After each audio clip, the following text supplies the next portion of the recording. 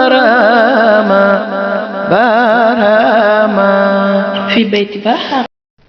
أعوذ بالله من الشيطان الرجيم. بسم الله الرحمن الرحيم، والصلاة والسلام على رسول الله مولانا برهام بن عبد الله.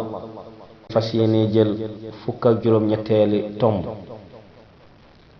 مولانا شيخ الإسلام من بغانة ولحيا رقود، ولم يزل فؤادي بترب الهاشم مخيما.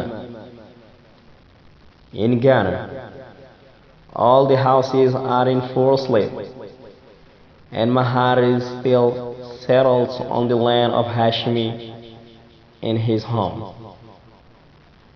Au Ghana, toutes les maisons sont en plein sommeil, et mon cœur est toujours installé sur la terre de Hashim dans sa demeure.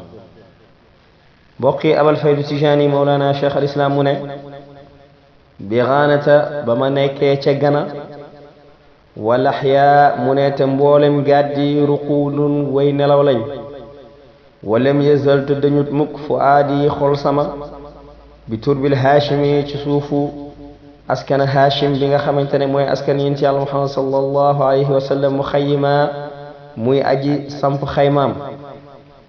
mbokki Abal Faydu Tijaani Mawlana Cheikh al Islam mi ngi naan ci tukkeem ba bi nga xamante ne ma nga nekkoon ca Ghana ca xaaja guddi, moment bi nga xamante ne dëkk bi ñëpp a ngi nelaw, man bàyyi sama xol dañu mukk ci yeneen ci yàlla Muhammad sallallahu alayhi wa sallam mi nga xamante ne mi ngi bokk ci askanu Hashim, may di ko fàttaliku, ma di ko tagg, may bind ay wéy jëm ci moom, waaye itam may def tawassul ci moom.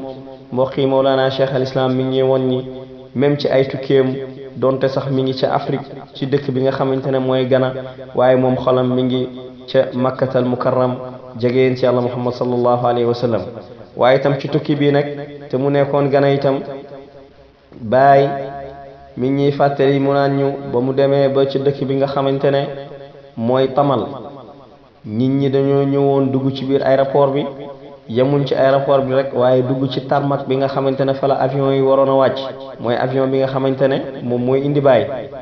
mu mujj tour de contrôle dañoo woo commandant de bord avion bi ne ko fii de wax dëgg mënatoo fi wàcc, ndax bu dee da nga nar a wàcc moom ci kaw nit ñi ngay wàcc, donc demal beneen dëkk nga wàccee fa. bàyyi mu ne fa surtout fawran li yende ma daa di continuer avion bi daal di dem wàcc yende. waaye mu ne nag ba mu ñëwee yende ka anna kullal xalqi saaru indi, mu ne dafa mel ni adduna bi yëpp nekk foofu lañ ma doon xaaree. waaye nag chance bi ma am mooy ba may jógee Tamal jëm yende, gars yi autorité dañoo jël ay décision yu ferme, bloqué lépp li nga xamante ne daal mooy aéroport bi ak du ko wër, bi ko defee avion bi soogee mën a atterrir. kon foofu itam nekkoon na foo xamante ne bàyyi tase na fa ak Ghanéen yi, tuubal na fa ay nit, joxe na fa tariqa tijaan, waaye itam xam ne na fa yàlla comme nu mu ko daan baaxoo di def saa su ne. mbokk yi moo nekkoon dars bi ñu waroon a jël tey, di leen wax gàmmuwaat mubaarak, kullu aamin wa antum bi xayr, wa axiru daawaana an alhamdulillahi rabbil alamin. salaamu aleykum wa rahmatullah.